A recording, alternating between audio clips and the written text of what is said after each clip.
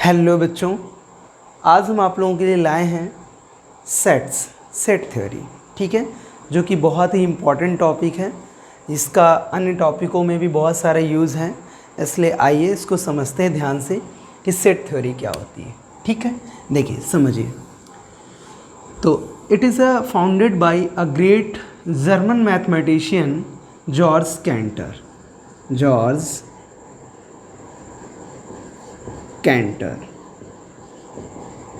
बच्चे, एक German mathematician थे जॉर्ज कैंटर, जिन्होंने इसको फाउंड किया था।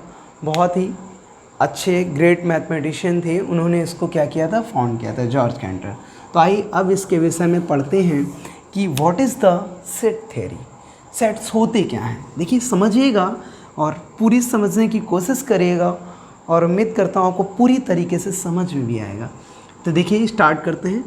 A collection of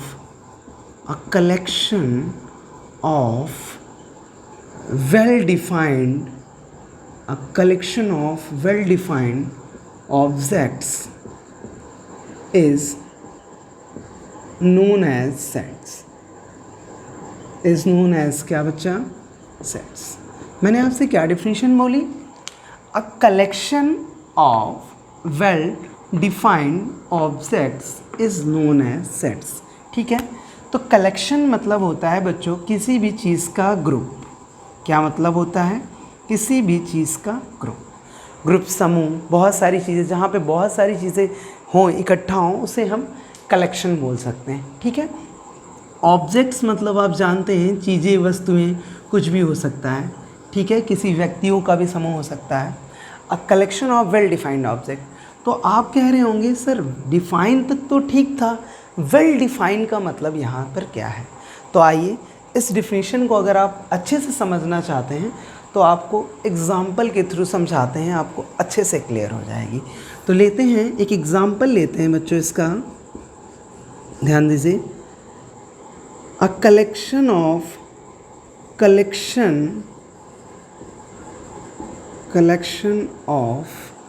students in your class।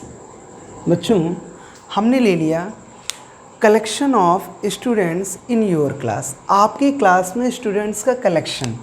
तो ये सेट्स हैं। क्यों, रीज़न क्या है बच्चों, आप क्लियरली डिफाइन कर सकते हैं। सपोज दैट हमने एग्जांपल ले लिया, आपके क्लास में 20 स्टूडेंट्स हैं। ठीक है, जिसमें 10 क्या हैं, बॉयज़ हैं, और 10 क्या हैं, मान लिया मैंने, गर्ल्स हैं। तो आपने बता दिया ना क्लियर। लेकिन अगर इसी एग्ज़ाम्पल को बच्चों हम ऐसे कहें, कलेक्शन ऑफ, यहाँ पे ऐसे लिख लें, कलेक्शन ऑफ गुड, हमने लगा दिया good students in your class.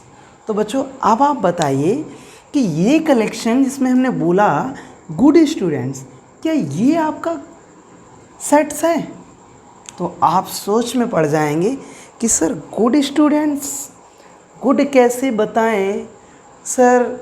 हो सकता है अगर आप क्लियरली, मतलब अगर आपको नॉलेज नहीं, आप कंफ्यूज हैं, तो हो सकता है बता भी दें कि सर गुड स्टूडेंट्स का मतलब है कि मेरा मित्र है, ये मेरा दोस्त है तो ये मेरा अच्छा है, और ये मेरी इससे पटती नहीं तो ये बैड है। नहीं, ऐसे आप क्लियर नहीं डिफाइन कर सकते हैं। वो किसी और के लिए भी बुरा हो, ऐसा कैसे कह सकते हैं।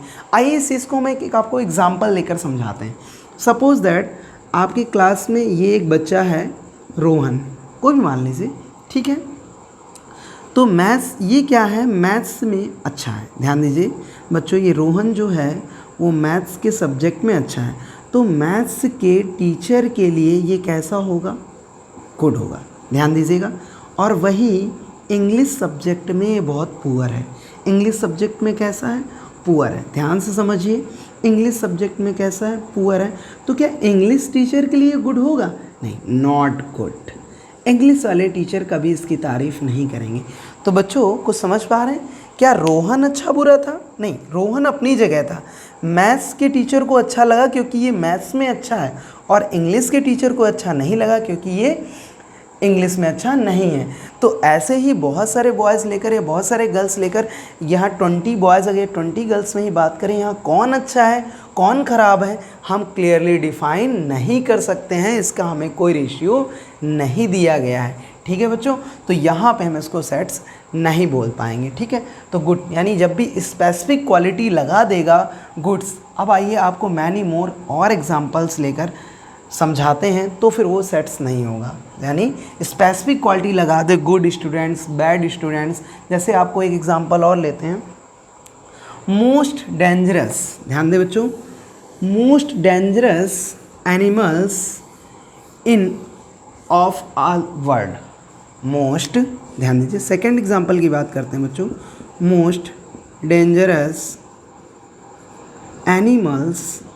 Animals of the world,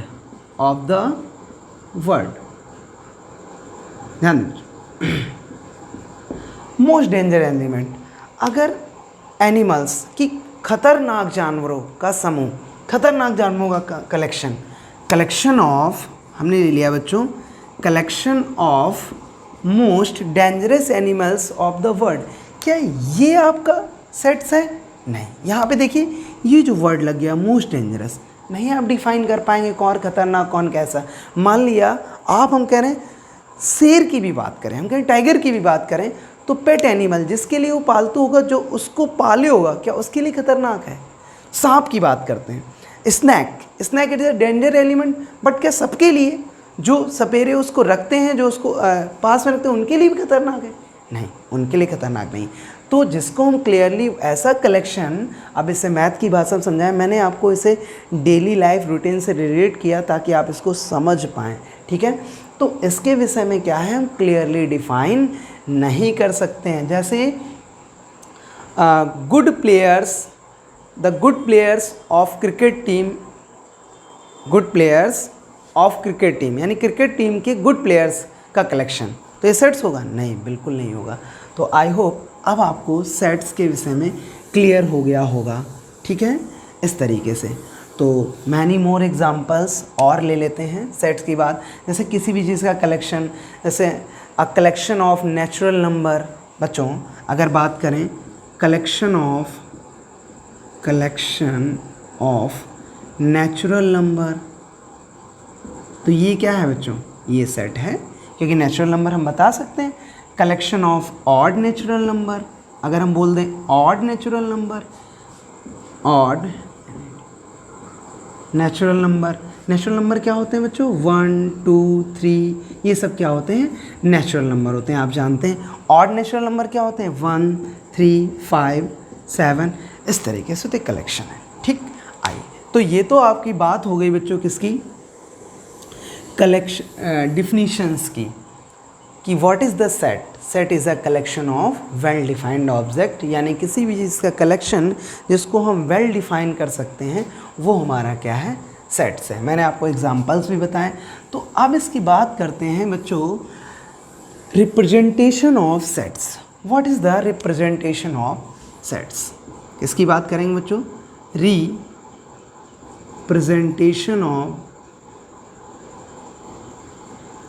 representation of क्या बच्चों? सेट्स। देखिए रिप्रेजेंटेशन ऑफ सेट्स क्या होता है, ध्यान दीजिए कि इसको रिप्रेजेंट करने के बच्चों 2 मेथड हैं। कितने मेथड हैं? 2। कौन कौन से? नंबर 1 है बच्चों आपका रोस्टर मेथड। कौन सा मेथड? रोस्टर फॉर्म या मेथड, रोस्टर फॉर्म। सेकंड है बच्चों आपका set builder method, set builder form या फिर मेथड। ठीक, तो देखिए रोस्टर फॉर्म मेथड क्या, रोस्टर फॉर्म क्या होती है और सेट बिल्डर फॉर्म क्या होती है? बहुत ही सिंपल है। अगर रोस्टर फॉर्म की बात करें, देखिए इसमें क्या करते हैं, सेट के किसी भी एलिमेंट्स को कर्ली ब्रैकेट में, ध्यान दें बच्चों, किसमें? कर्ली ब्रैकेट में कॉमास लगा के लिख दिए जाते हैं। जैसे 1 2 3 4 5, कुछ भी ले सकते हैं। जैसे यही है 1 2 3 5, it is right in roster form. ये किस फॉर्म में लिखा है बच्चों? रोस्टर फॉर्म में। एक और एग्जांपल लेते हैं, set of natural number. 1 2 3 4 5 6 7 8।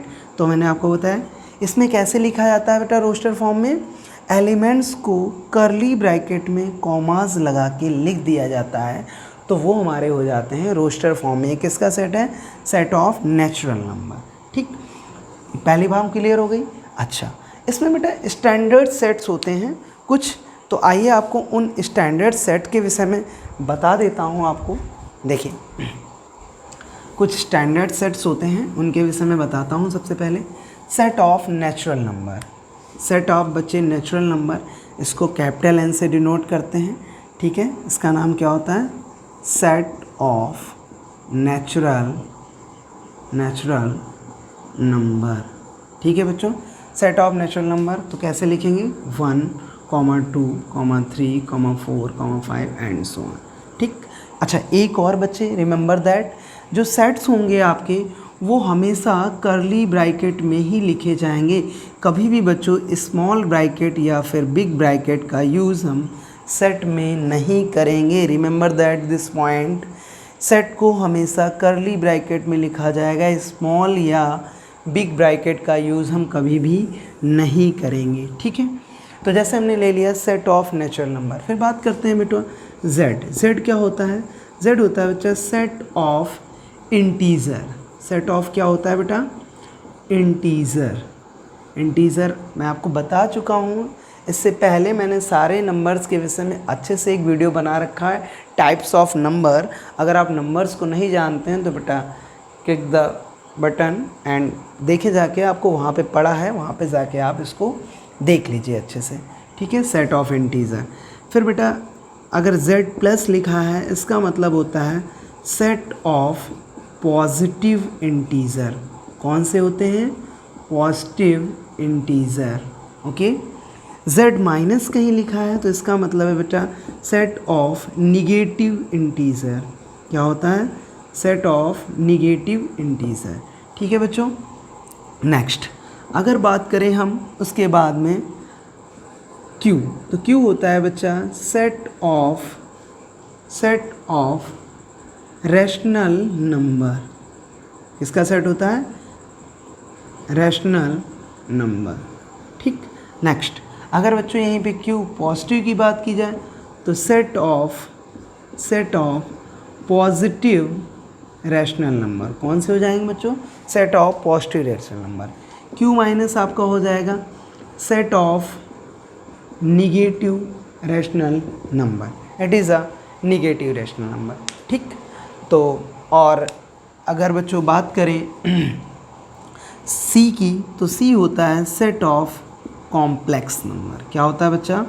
Complex number.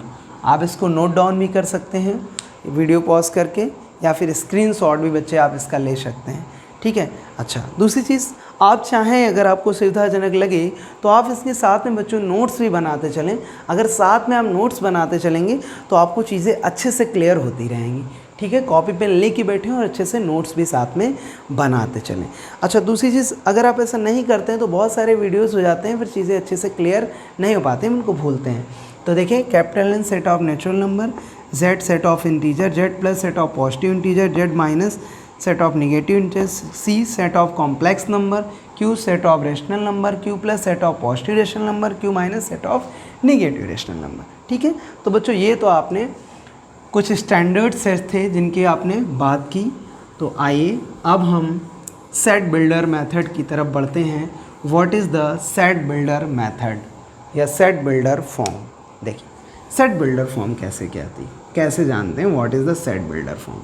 देखिए बच्चों, ध्यान दीजिए अच्छे से। जैसे सपोज दैट हम ले लेते हैं सेट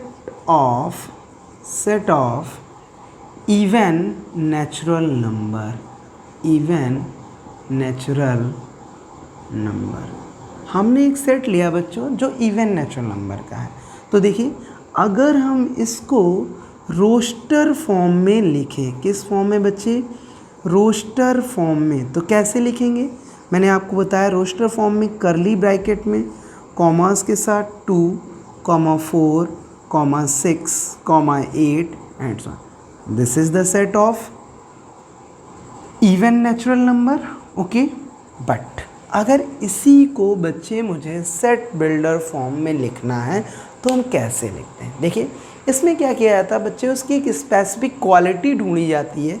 ध्यान समझिए, इसकी एक स्पेसिफिक क्वालिटी ढूंढी जाती। कौन सी ऐसी स्पेसिफिक क्वालिटी है, उसी पे हम सेट बिल्डर फॉर्म को डिफाइन करते हैं। एग्जाम्पल से समझिए, इसी को मान लिया हमें सेट बिल्डर फॉर्म में लिखना है, तो देखिए कैसे करेंगे बच्चे। इसके कई टाइप होते हैं, कई तरीके से लिख सकते हैं। समझिए, x such that x is a even natural number. सबसे पहले तो आप ऐसे लिख सकते हैं, एक्स आपको क्या करना है, कोई भी अल्फ़ाबेट्स ले लेना है स्मॉल, कोई भी अल्फ़ाबेट्स ले लेना है स्मॉल लेटर, फिर सच दैट का सिंबल लगाना है।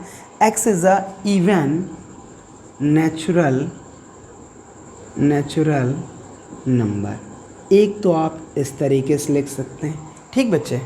अच्छा, दूसरा तरीका क्या है, दूसरे तरीके से कैसे लिख सकते हैं? ऐसे नहीं लिखना चाहते हैं तो बच्चों आप इसको ऐसे भी लिख सकते हैं, x such that x equal to N.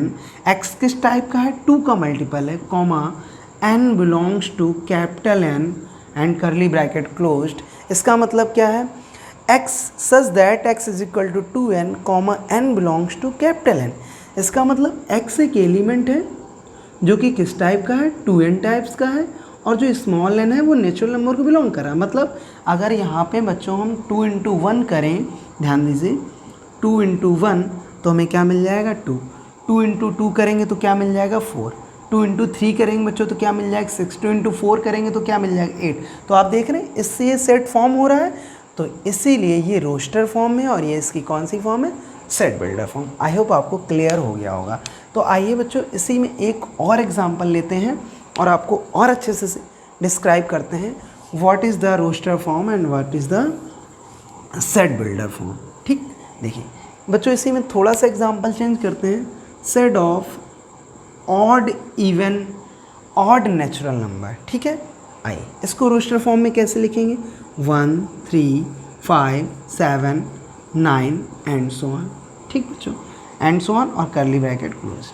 तो कैसे लिखेंगे मैंने आपको बताया, एक्स सच दैट का सिंबल, फिर उसी जो एलिमेंट लेंगे। अच्छा बच्चों यहाँ पे कोई इंग्लिश अल्फ़ाबेट ले लेते हैं स्मॉल लेटर में, ठीक है, कोई भी स्मॉल लेटर में सच दैट का सिंबल लगा के फिर लिख देते हैं x is a even natural number, जो उसकी प्रॉपर्टी होती है। बट बच्चों ये पहले वाला था, इवन के लिए था। यहाँ देखिए ये हम ऑड के लिए बात कर रहे हैं, तो कैसे लिखेंगे, एक्स इज़ अ इवन नहीं, यहाँ पे बच्चों क्या हो जाएगा बोलो, ऑड नेचुरल नंबर। लेकिन अब अगर आपको इसने इस तरीके से लिखना है तो कैसे लिखेंगे, तो देखिए यहाँ पे क्या होगा आपका, एक्स सच दैट ऐसे ही रहेगा, एक्स इक्वल यहाँ बच्चे हो जाएगा 2n प्लस 1। बच्चों क्या हो जाएगा 2n plus 1 comma n belongs to capital N, ठीक। बट तब आपको जो सेट्स है यहाँ पे बच्चों n belongs to capital N नहीं, आपको होल नंबर लिखना पड़ेगा। क्या लिखना पड़ेगा बेटो, होल नंबर। अब होल नंबर क्या होता है मैं आपको पिछले वीडियो में बता चुका हूँ। आज देखिए जो नंबर 0 से स्टार्ट होते हैं, 0 1 2 3 4 एंड सो ऑन, ये सब आपके क्या होते हैं, होल नंबर होते हैं। तो देखिए बच्चों अब आप देखिए, अगर इससे ये सेट मिल जा रहा है तो ये क्या है, इस सेट का सेट बिल्डर फॉर्म है। कौन सी फॉर्म है, सेट बिल्डर फॉर्म। तो होल नंबर कहाँ से आते हैं आपके, 0 से स्टार्ट होते हैं। तो देखिए लिखने का तरीका समझ में आ ही गया होगा आपको, कोई अल्फ़ाबेट लेना है, सच दैट का सिंबल लगाना है, वही एलिमेंट लिख के इक्वल का साइन, जिस टाइप्स के ये एलिमेंट्स हैं उस टाइप में लिख देते हैं। तो देखिए अगर बच्चों में इसमें क्या लिखें, n बराबर, होल नंबर कहाँ से स्टार्ट होते हैं, 0 से। तो देखिए अगर हम n बराबर 0 लें तो 2 इंटू 0 प्लस 1, अगर आपको लिख के बताएं 2 इंटू 0 प्लस 1, तो 0 प्लस 1 तो आपका फर्स्ट एलिमेंट क्या मिला, 1, ठीक है। अगर दूसरा हम 1 लिखेंगे बच्चों तो 2 इंटू 1 प्लस 1 यानी 2 प्लस 1 यानी कितना हो जाएगा 3। अगर हम दूसरा है 2 इंटू 2 प्लस 1 तो बच्चे कितना हो जाएगा 4 प्लस 1 इंटू 5। तो आप देख रहे हैं जब हम इसको सॉल्व करें उल्टा तो हमें यही सेट मिल रहा है। इसका मतलब ये हमारा जो सेट है, इस सेट के लिए रोस्टर फॉर्म में सही लिखा और इस सेट की it is a set builder form. तो आई होप अब बच्चों आपको अच्छे से सेट बिल्डर मेथड और रोस्टर मेथड दोनों अच्छे से क्लियर हो गए होंगे, ठीक है। तो बच्चों आपने डिफिनीशन जानी, set is a collection of well defined object, जिसको हम जैसे मोस्ट डेंजरस लगा और richest people of the world, poorest people of the world, तो ये बच्चों ये सब सेट्स नहीं है। स्पेसिफिक क्वालिटी की अगर बात कर देगा तो सेट्स नहीं है, ठीक है, वैसे सेट्स हैं। अच्छा, फिर आपने अब जाना रिप्रेजेंटेशन ऑफ सेट्स, कैसे रिप्रेजेंट करते हैं। 2 मेथड्स, कौन कौन से, roster method and set builder method, ठीक है बच्चों। अब हम लोग कुछ पॉइंट्स हैं सेट के जो आपको रिमेंबर रखने चाहिए। देखिए, इंग्लिश अगर कभी भी किसी भी सेट को राइट करना है तो कैसे लिखते हैं। सपोज़ फॉर एग्ज़ाम्पल अगर हमें दिया गया है अ सेट विच एलिमेंट्स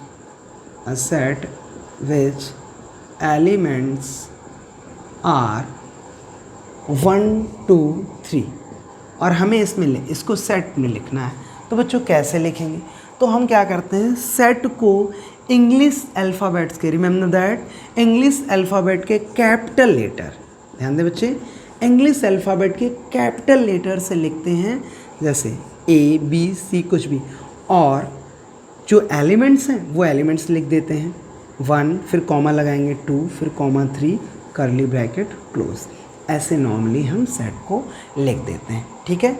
तो ये सेट रिप्रेजेंट का तरीका होता है, ध्यान दीजिए। अच्छा, दूसरी चीज़ बच्चों कि अगर आपको कभी अपनी तरफ से किसी सेट को रिप्रेजेंट करने की बात आए तो सेट को हमेशा इंग्लिश अल्फ़ाबेट के कैपिटल लेटर से और उसके एलिमेंट्स को इंग्लिश अल्फ़ाबेट के स्मॉल लेटर से कॉमास लगाकर लिख दिया जाता है। आई होप आपको ये बात क्लियर हो गई होगी। सेट के इक्वल में अगर सेट को दिखाना है तो हमेशा कैपिटल लेटर अपनी तरफ से लिखते हैं इंग्लिश अल्फ़ाबेट का, ठीक है बच्चों। तो ये आपने जान लिए इसके कुछ ज़रूरी पॉइंट्स। आइए अब इसी में कुछ सिंबल्स होते हैं छोटे छोटे बच्चों, वो आपको पता होना चाहिए। जैसे ये सिंबल अगर आपको लगा है तो इसको बच्चों इम्प्लाइज दैट या दिस इम्प्लाइज पढ़ देते हैं। क्या पढ़ते हैं, दिस इम्प्लाइज या इम्प्लाइज दैट पढ़ते हैं। कहीं पे बच्चों ये वाला सिंबल लगा है तो इसको बिलोंग्स टू पढ़ा जाता है। क्या पढ़ा जाता है बेटा, बिलोंग्स टू, ठीक है। और कहीं पे यही सिंबल लगा है और इसको काट दिया जाए, कट है, तो इसको पढ़ते हैं बच्चों डज़ नॉट बिलोंग्स टू। क्या पढ़ते हैं, डज़ नॉट बिलोंग्स टू, ठीक, क्लियर। इसको क्या पढ़ते हैं, दिस इम्प्लाइज, इसको पढ़ते हैं बिलोंग्स टू, और इसको क्या पढ़ते हैं बच्चों, डज़ नॉट बिलोंग्स टू। कहीं पे उल्टा ए बना है बच्चों तो इसको पढ़ते हैं फॉर एवरी यानी प्रत्येक के लिए, और या फिर फॉर ऑल यानी सभी के लिए, ठीक है। दिस इम्प्लाइज का मतलब होता है बेटा किसी की चीज़ की तरफ इंडिकेट कर रहा है। बिलोंग्स टू का मतलब होता है कि जैसे नहीं आप एक जनरल क्वेश्चन कर देते हैं जब आप कहीं बाहर जाते हैं, मान लें से आप अपने कंट्री से कहीं दूसरे कंट्री गए तो वहाँ पे आपसे नॉर्मली व्यक्ति कैसे क्वेश्चन करेगा कि आप किस कंट्री से बिलोंग करते हैं, मतलब आप कहाँ से हैं, कहाँ आप लाई किस में करते हैं। तो जैसे मान लें आप अमेरिका में किसी से आपसे क्वेश्चन किया आप किस कंट्री से लाई करते हो, तो आप बताएंगे आई एम फ्रॉम इंडिया, मैं इंडिया से हूँ। तो I am belongs to India, तो मैं इंडिया से बिलोंग करता हूँ, बोलते हैं हम लोग ऐसे, तो वही बिलोंग्स टू, ठीक है। डज़ नॉट बिलोंग्स टू का मतलब होता है कि वो उसमें नहीं है। क्या है, वो उसमें नहीं है। फॉर एवरी या फॉर ऑल का मतलब होता है सभी के लिए, प्रत्येक के लिए, ठीक है बच्चों। तो आइए इनका भी कुछ एग्जाम्पल्स लेके आपको क्लियर करा देते हैं। देखिए, सपोज दैट एक सेट दिया गया है आपको, एक सेट दिया गया है, मान लिया 1, 2, 3, 4, 5, ठीक बच्चे। और इसमें आपको क्या करना है, ध्यान दीजिए बच्चों, इसमें आपको जैसे आपसे पूछ रहा है 2 बिलोंग्स टू ए, आपको बताना है ट्रू या फॉल्स है। नेक्स्ट लिख रहा है 6 बिलोंग्स टू ए, ठीक। ये आपसे 2 क्वेश्चन उसने पूछे। फर्स्ट क्या पूछा, 2 बिलोंग्स टू ए, सेकेंड क्या पूछा बच्चे, 6 बिलोंग्स टू ए। तो आप देखिए, बताइए क्या 2 ए में है, तो आप देखते ही बता देंगे हाँ सर 2 तो है। अरे है तो ये बिलोंग कर रहा है, इससे ट्रू हो जाएगा। क्या 6 बिलोंग्स टू ए, तो आप देखेंगे सर 1 है, 2 है, 3 है, 4 है, 5 है, 6 तो कहीं दिख नहीं रहा। तो बच्चे इसको हम क्या लिखेंगे, 6 डज़ नॉट बिलोंग्स टू ए, क्या लिखेंगे, यानी 6 इसमें ए में नहीं है, ठीक है। और अगर आपको ऐसे ट्रू फॉल्स चेक करने के लिए बता दिए ट्रू है या फॉल्स है अगर इसको, तो ये क्या है बच्चे, ट्रू हो जाएगा। अगर यही इसी चीज़ को ऐसे लिख दे 6 बिलोंग्स टू ए, तो ये आपका क्या हो जाएगा, फॉल्स हो जाएगा। क्या हो जाएगा बच्चे, फॉल्स हो जाएगा। ठीक है, कहीं जाइएगा मत, ठीक। ये चैप्टर आपका ऐसे ही गोइंग ऑन रहेगा, जाना आपको कहीं नहीं है। पढ़ते रहिए मन लगा के, दिल लगा के। अगर चैप्टर समझ में आ रहा हो तो जिन बच्चों की इसकी ज़रूरत है उन तक ज़रूर शेयर करें, उनको अपने फ्रेंड्स के लिए, ठीक है, वो भी ताकि इसका फ़ायदा ले सकें। तो चलिए बच्चों, अब हम आगे बात करते हैं types of sets. Many types of sets होते हैं। टाइप्स ऑफ क्या बच्चे, सेट्स। बहुत सारे टाइप्स होते हैं सेट के। कहीं जाइएगा मत, मैं देख लूँ एक बार कहीं वीडियो ऑफ तो नहीं हो गया बनते बनते। नहीं, कंटिन्यू है बच्चे, चल रहा है। तो आइए अब हम बात करते हैं हम लोग बच्चे किसकी, टाइप्स ऑफ सेट की। ठीक, देखिए टाइप्स ऑफ सेट्स क्या होता है बच्चे। टाइप्स ऑफ सेट्स में होता है, बहुत सारे टाइप्स होते हैं। तो सबसे पहले स्टार्टिंग करते हैं नल सेट। किससे करते हैं बच्चों, नल सेट। नल सेट, इसके कई नाम होते हैं बच्चे। नल सेट, नल बोल सकते हैं, या इसी को वॉइड बोल सकते हैं बच्चे, या इसी को हम इम्पटी बोल सकते हैं। क्या बोल सकते हैं, null set, void set, empty set. ये तीनों एक ही सेट के नाम हैं। बहुत सिंपल है। नल, वॉइड, जैसे नल, नल आप पाइप से कर सकते हैं। पाइप कैसा होता है, खाली होता है, खाली। इम्पटी, सिलेंडर हमारे घर में होता है तो हम बोल देते हैं इम्पटी सिलेंडर। इम्पटी कहाँ है, इम्पटी ले आओ भाई। इम्पटी का मतलब खाली, खाली का मतलब जैसे कुछ हो ही ना। अच्छा, तो हम सेट को कैसे डिनोट करते हैं, कर्ली ब्रैकेट से तो करते हैं। कैसे करते हैं, कर्ली ब्रैकेट से। अब उसने कहा इम्पटी है यानी खाली, इसमें कुछ है ही नहीं, तो इसका मतलब डिफिनीशन बन गई बच्चे। क्या बनी डिफिनीशन, जरा जोर दीजिएगा। A set which have no element, then it is known as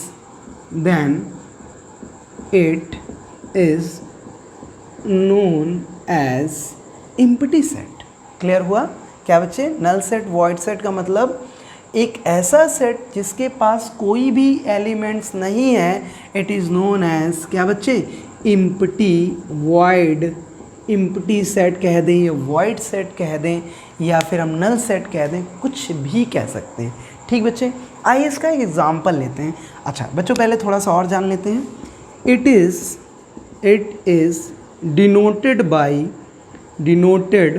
by phi और इम्पटी करली ब्रैकेट। इसको बच्चे हम किससे डिनोट करते हैं, या तो फाई से डिनोट करेंगे या इम्पटी करली ब्रैकेट से डिनोट करेंगे। ठीक, तो ये आपकी डिफिनीशन होगी किसकी, नल सेट की। चाहे आप नल बोलें या वॉइड बोलें या फिर एम्प्टी सेट। अब आपको एग्जांपल लेके समझाते हैं। तो बच्चे स्क्रीनशॉट लेना चाहें तो ले लें, नहीं तो मैंने आपसे कहा है, क्या कहा है कि आप कॉपी पेन लेके बैठें और साथ में नोट्स बनाते चलें। ठीक है, अगर अच्छे से कवर करना चाहते हैं तो आइए अब इसका एग्ज़ाम्पल लेते हैं। जैसे सपोज़ दैट बच्चे हमने ले लिया कि 10 डेज़, क्या लिया बच्चा, एग्ज़ाम्पल क्या ले रहे हैं, ध्यान दीजिएगा। 10 डेज़ इन अ 1 वीक। बच्चों आपसे बोल रहा है कि 10 दिन एक वीक में, ऐसा पॉसिबल है? आप बताइए ना, एक वीक में, 1 वीक में क्या 10 डेज़ हो सकते हैं? Not it is. आप तुरंत बोलेंगे sir it is not possible, ये हो ही नहीं सकता एक वीक में 10 दिन हो। तो इसका मतलब क्या है, इसका मतलब हम बच्चों कह सकते हैं it is a empty set. It is a empty set. Clear? चलिए अच्छा, एक और एग्जांपल लेते हैं अगर आपको क्लियर ना हुआ हो। आइए एक और एग्जांपल ले लेते हैं। जैसे सपोज दैट हम कह दें 0 बिलोंग्स टू नेचुरल नंबर। मैंने ले लिया बच्चे 0 बिलोंग्स टू नेचुरल नंबर। ऐसा पॉसिबल है क्या नेचुरल नंबर 0 में हो सकता है? नहीं, ऐसा पॉसिबल ही नहीं, क्योंकि नेचुरल नंबर तो 1 से स्टार्ट होता है। कहाँ से स्टार्ट होता है बच्चा? 1 से। तो ये भी किस सेट का एग्जाम्पल है, बोलो? इम्प्टी सेट का। किस सेट का बच्चों? नहीं आया? अरे आएगा कैसे नहीं। आइए एक और एग्जाम्पल लेते हैं। एग्जाम्पलों की कमी थोड़ी ना है, तो भरे पड़े हैं। देखिए एक और एग्जांपल लेते हैं। भरे पड़े का मतलब बहुत हैं, समय आने पर सारी चीज़ें आपको मिलती रहेंगी। आइए फ़िलहाल अभी तो देखिए एग्जांपल ऑफ एम्प्टी सेट। तो हमने ले लिया, जैसे बच्चों एक और एग्जांपल ले लिया, 15 months इन 1 ईयर। एक साल में कह रहा है कि 15 महीने। अरे ये तो रिक्शे वाले को भी पता है, ठेलिए वालों को भी पता है कि एक साल में 15 महीने नहीं 12 महीने होते हैं। गांव का बच्चा बता देगा। तो बच्चा ये भी हम कह सकते हैं it is also empty set. I hope अब आपको अच्छे से एम्प्टी सेट की डिफिनीशन और एग्जांपल्स क्लियर हो गए होंगे। अगर हो गए हैं तो आइए अब हम नेक्स्ट टाइप पे चलते हैं, जो कि है हमारा सिंगलटन सेट। दूसरा क्या है? सिंगलटन क्या बेटा? Singleton set. देखिए बच्चा, सिंगलटन सेट क्या होता है? देखिए नाम से ही अगर हम थोड़ा सा कॉमन सेंस लगाएं, थोड़ा सा जरा सा सोचेंगे तो हम जान जाएंगे। सिंगलटन सेट, सिंगल क्या सब निकल रहा है, क्या वर्ड आ रहा है? सिंगल। यानी कहने का मतलब ये एक ऐसा सेट जिसमें एक ही एलिमेंट हो। यानी डिफिनीशन बन गई। सबसे पहले एग्जांपल देते हैं, ए हो जाए, बी है, कुछ भी ले लेते हैं, 5 है। अच्छा अब तो आप डर गए होंगे, चौंक गए होंगे। क्या आपने सोचा होगा कि सर अभी आपने 5 को तो एम्प्टी सेट बताया था। तो हम बच्चे कहेंगे बिल्कुल बताया था, हमने आपको एम्प्टी सेट ही कहा था। तो आप कहेंगे सर अभी तो आप इसको सिंगलटन बोल रहे हैं। जी बच्चे, यही point remember that it is a very important question for your competitive examination and board examination. ये बहुत ही इंपॉर्टेंट पॉइंट है कि अगर 5 ऐसे सिंगल दिया गया है तो ये एम्प्टी सेट है, लेकिन अगर 5 को कर्ली ब्रैकेट्स में दे दिया जाए तो ये बच्चे आपका सिंगलटन सेट हो जाएगा। कौन सा सेट हो जाएगा? Singleton set. क्लियर हो रहा है? ध्यान दे रहे हैं बात को? ध्यान दीजिए। रिमेंबर दैट अगर 5 ऐसे लिखा है तो एम्प्टी सेट है, लेकिन अगर 5 कर्ली ब्रैकेट में है तो वो कैसा सेट होगा? सिंगलटन सेट होगा। तो आइए अब बात कर लेते हैं इसकी डिफिनीशंस की। तो कोई दिक्कत नहीं, definition is very very simple. देखिए यहीं से डिफिनीशन निकाल लेते हैं। इसमें कितने एलिमेंट? 1। इसमें कितने एलिमेंट? 1। इसमें भी कितने एलिमेंट? 8। इसका मतलब क्या हुआ? A set which have only one element। क्या समझे बच्चे? एक ऐसा सेट जिसके पास केवल एक ही एलिमेंट हो। A set which have only one element, then it is known as singleton set। देखिए जैसे एग्जांपल्स ये लिखे। क्लियर हो गया? तो बच्चों ये आपने पढ़ लिया एम्प्टी सेट, सिंगलटन सेट। अब आइए नेक्स्ट टाइप की बात करते हैं सेट्स के। बहुत सारे टाइप्स होते हैं, एक एक करके सारे क्लियर करता जाऊंगा। जितने आज क्लियर हो जाएंगे उतने आज क्लियर कर दूंगा, जितने बचेंगे नेक्स्ट वीडियो में आपके क्लियर किए जाएंगे। ठीक है बच्चे? तो अब बात करते हैं हम लोग किसकी? Singleton set. क्या? Finite set. Finite set. Finite set. बच्चे फाइनाइट सेट क्या होते हैं? फाइनाइट, देखिए फाइनाइट का मतलब लिमिटेड, नाम से ही स्पष्ट है, लिमिटेड। कोई चीज़ लिमिटेड है यानी सीमित है, बाउंडेड है, तो फाइनाइट है। यानी अ set which have countable number of elements. क्या डिफिनीशन हुई? यानी जिसके एलिमेंट्स को बच्चों हम काउंट कर सकते हैं तो वो होगा आपका क्या? Finite set. डिफिनीशन क्या होगी? अ set which have countable number of elements, a set which have countable elements। Shortcut में आप लिख सकते हैं countable elements, then it is known as क्या बच्चा बोलो? Finite set. नहीं समझे? देखिए समझिए, अगर कह रहा है अगर किसी सेट के पास काउंटेबल एलिमेंट्स हैं यानी हम काउंट कर सकते हैं, बता सकते हैं, तो फाइनाइट है। जैसे 1 2 3 4 5, इसमें हमें साफ साफ दिख रहे हैं नंबर ऑफ एलिमेंट्स कितने बच्चे? 5 हैं। 5, तो एक ऐसा है फाइनाइट सेट। कैसा सेट है? Finite set. लेकिन अगर यहीं पे बच्चे ये एग्जाम्पल ऐसे दिया होता, क्या 1 2 3 4 5, ध्यान दीजिएगा, एंड सो ऑन, यानी ये डैश वाले जो पॉइंट हैं ये लगा दे। अगर ये नहीं लगे हैं तब तो फाइनाइट सेट, ये अगर लगे हैं तो बेटा फाइनाइट का उल्टा क्या हो जाएगा? Infinite set. क्या हो जाएगा बच्चे? Infinite set. इसकी डिफिनीशन लिखेंगे नहीं, ऐसे ही आप नोट बना लीजिए। सुनिए, a set which have uncountable elements, a set which have uncountable element, then it is known as, यानी काउंटेबल की जगह क्या हो जाएगा? Then it is known as infinite set. Clear हो गया बच्चे? ठीक है, तो फिर से क्या रिमेंबर है कि अगर 1 2 3 4 5 ऐसे लिखा है एंड सो ऑन नहीं लगा है तो ये फाइनाइट सेट है। लेकिन 1 2 3 4 5 ही लिखा है लेकिन एंड सो ऑन लगा है, एंड लगा है, तो ये फिर कैसा हो जाएगा बच्चे? फाइनाइट सेट हो जाए, सॉरी इनफाइनाइट सेट हो जाएगा। लेकिन पॉइंट बी रिमेंबर दैट, फिर से बच्चा बता रहा हूँ, फिर ध्यान दें, लेकिन अगर 1 2 3 4 5 एंड सो ऑन ये लिखा है तो ये है आपका इनफाइनाइट।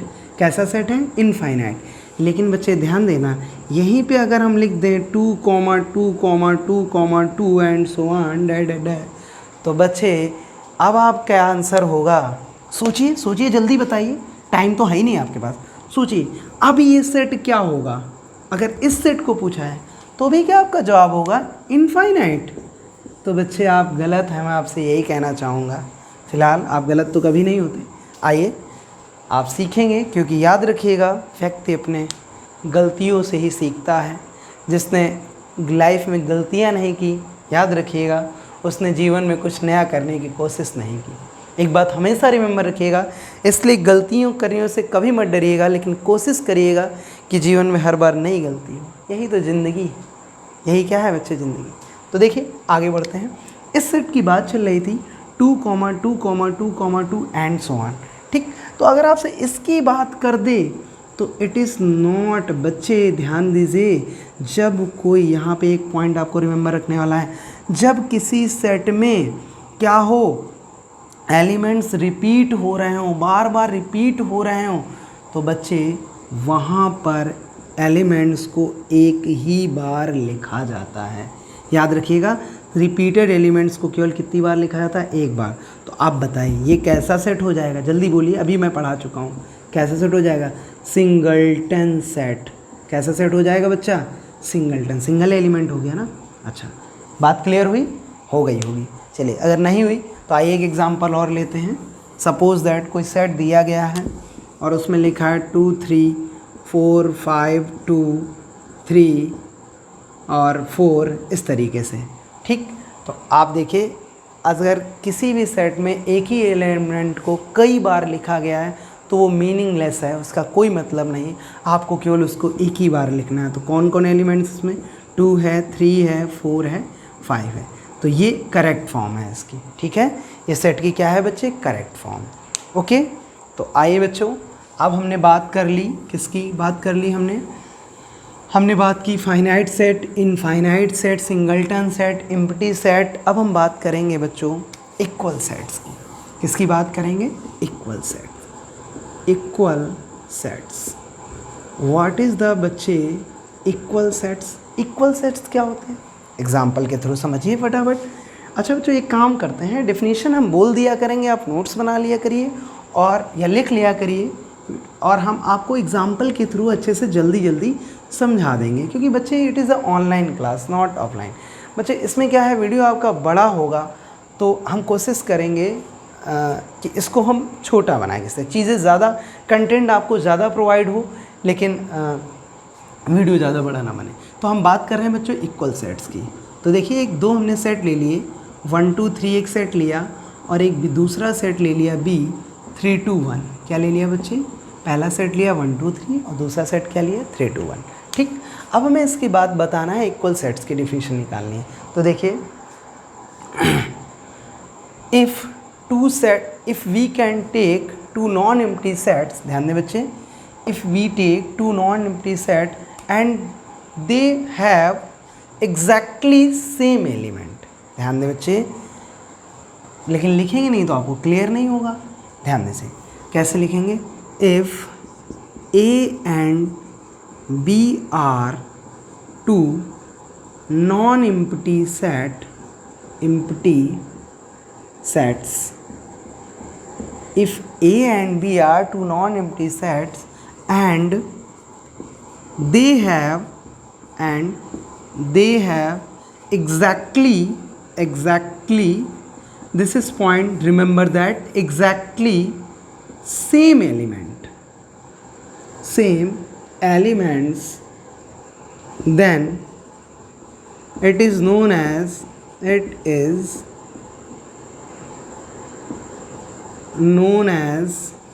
equal sets। ध्यान दें बच्चों, अगर हमने आपसे बोला कि if A and B are two non empty set, A और बी दो सेट्स कैसे हैं, नॉन एम्प्टी हैं, यानी नॉन एम्प्टी का मतलब होता है, अभी बताया एम्प्टी का मतलब खाली, नॉन एम्प्टी का मतलब खाली नहीं है, उनमें कुछ ना कुछ एलिमेंट्स, नंबर ऑफ एलिमेंट्स हैं। If A and B are two non empty set then they have exactly same element, then it is known as equal sets. यानी कोई भी दो ऐसे सेट्स जिसके पास नंबर ऑफ एलिमेंट्स क्या हो, बिल्कुल बेटा सेम हो। ये देखिए इसके एलिमेंट्स क्या है 1 2 3, इसके एलिमेंट्स भी क्या है 3 2 1, मतलब है तो 1 2 3 एलिमेंट्स क्या है, यानी नंबर ऑफ एलिमेंट भी, इसमें 3 एलिमेंट्स, इसमें भी 3 और सेम भी है, तो इसीलिए ये क्या हो जाएगा, इक्वल सेट। ठीक है, चाहे तो स्क्रीनशॉट ले लीजिए या फिर नोट डाउन कर लीजिए। चलिए अब बच्चे बात करते हैं, या एक और एग्जाम्पल ले लीजिए आप, जैसे 1 2 है और 2 1 है। ठीक बच्चे, अब इसी में आपको एक ऐसा एग्जाम्पल ले लेते हैं जो इक्वल ना हो, तो आपको समझ में आ जाएगा। सपोज दैट हमने ले लिया बच्चा a, b और दूसरा सेट लिया 1, 2, तो आप देख रहे हैं इसमें भी 2 एलिमेंट है और इसमें भी 2 एलिमेंट है, लेकिन बच्चे इसमें बिल्कुल एग्जैक्टली सेम एलिमेंट नहीं है।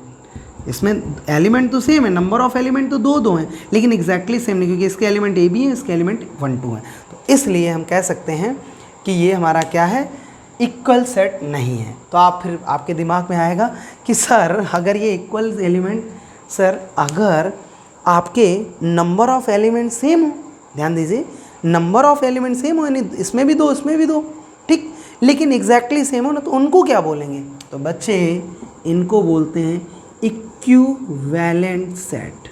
क्या बोलते हैं बच्चों, इक्विवेलेंट सेट। क्या बोलते हैं, इक्विवेलेंट सेट। तो इक्विवेलेंट सेट की अगर बात करें बच्चे, इक्विवेलेंट सेट, अगर बच्चे इक्विवेलेंट सेट की हम बात करें तो इक्विवेलेंट सेट क्या होते हैं, आपको इसी में डिफिनीशन बना देंगे, ध्यान दीजिएगा। और एग्जाम्पल ये हट जाएंगे बच्चे, एग्जाम्पल आपके क्या हो जाएंगे, एग्जाम्पल हो जाएंगे a b 1 2। ध्यान दीजिए, इफ़ ये सब सेम रहेगा, if a and b are two non empty set and they have same number of element, क्या हो जाएगा बच्चे, and they have same number of elements, यानी उनके पास सेम नंबर ऑफ एलिमेंट्स हों, but same number of elements but not exactly same, यानी उनके पास सेम नंबर ऑफ एलिमेंट्स हो, यानी पहले में 2 तो दूसरे में, लेकिन बिल्कुल एलिमेंट सेम ना हो, but elements are not same, ऐसे भी लिख सकते हैं, या बट नॉट एग्जैक्टली सेम, दोनों बातें सही हैं। ध्यान दीजिए, तो अगर इस एग्जाम्पल की बात करें तो आपसे इससे क्लियर हो जाएगा इक्विवेलेंट सेट। जैसे इसमें क्या लिखा है a, b और इसमें क्या लिखा 1 2, तो इसमें बेटा अगर इस सेट का नाम दे दें हम a और इस सेट का नाम दे दें बच्चा क्या b, तो अगर नंबर ऑफ a की बात करें, यानी पहले सेट में कितने नंबर ऑफ एलिमेंट हैं, तो 2 हैं, और नंबर ऑफ b के सेट की बात करें बेटा एलिमेंट, तो इसमें भी कितने 2, बट नंबर ऑफ एलिमेंट तो सेम है, लेकिन बच्चे देखो एलिमेंट डिफरेंट है, इसमें क्या है a b और इसमें क्या है 1 2 है। तो इसका मतलब हम कह सकते हैं बच्चों, ये एग्जाम्पल नीचे वाला दिख रहा है कि नहीं, आई होप मुझे पता नहीं चल पा रहा है, तो ये वाला एग्जाम्पल आइए मैं ऊपर लिख देता हूँ इक्विवेलेंट सेट के, अगर आपको ना दिख रहे हों। देखिए इक्विवेलेंट सेट के एग्जाम्पल क्या थे, मैंने लिए थे a, b, एक पहला सेट ले लिया a और एक दूसरा सेट ले लिया बेटा b, और इसके एलिमेंट्स क्या हैं 1 2, और आपको देखना है ये इक्विवेलेंट है कि नहीं। तो नंबर ऑफ़ a की बात करें तो बच्चा कितने एलिमेंट्स हैं 2, और नंबर ऑफ़ b की बात करें तो इसमें भी कितने एलिमेंट्स हैं 2। तो देखिए यहाँ भी 2 एलिमेंट्स और यहाँ भी 2 एलिमेंट्स, दोनों क्या हैं दोनों नंबर ऑफ़ एलिमेंट सेम है लेकिन इसके एलिमेंट अलग अलग हैं, इसके एलिमेंट अलग अलग हैं। तो नंबर ऑफ़ एलिमेंट अगर सेम हो और एलिमेंट्स अलग अलग हों तो बच्चे इसको हम कहते हैं क्या, क्या कहते हैं बताइए? Equivalent sets. क्या कहते हैं बच्चों? Equivalent set. अगर लेना चाहें यहाँ पे बच्चा क्या हो जाएगा? If A and B are two non empty set and they have same number of element but not exactly same then it is known as equal set. नहीं बच्चा, ये पहले वाला था इक्विवेलेंट सेट, इक्विवेलेंट सेट। ठीक है बच्चा, ये होता है आपका क्या? Equivalent set. ओके बच्चे, चलिए आगे बात करते हैं। तो आपने क्या क्या पढ़ लिया बच्चे? आपने पढ़ लिया empty set, singleton set, equal set, finite set, infinite, equivalent set. ठीक है बच्चे, आप इसी में एक आपका काफ़ी बड़ा सेट बचता है बच्चा। और भी बहुत सारे सेट हैं, यूनिवर्सल सेट है, लेकिन इनके विषय में आपको डिटेल से नेक्स्ट वीडियो में बताया जाएगा। और आज के लिए इतना ही रखिए। और आपके कल हम आपको नेक्स्ट वीडियो में बताएंगे सबसेट्स के विषय में। सबसेट्स क्या होता है, थोड़ा सा अच्छा टॉपिक है, इसलिए नेक्स्ट वीडियो में। तो वीडियो को देखने के लिए और आपको मन से पढ़ने के लिए और बार बार लौट के आने के देखने के लिए थैंक यू।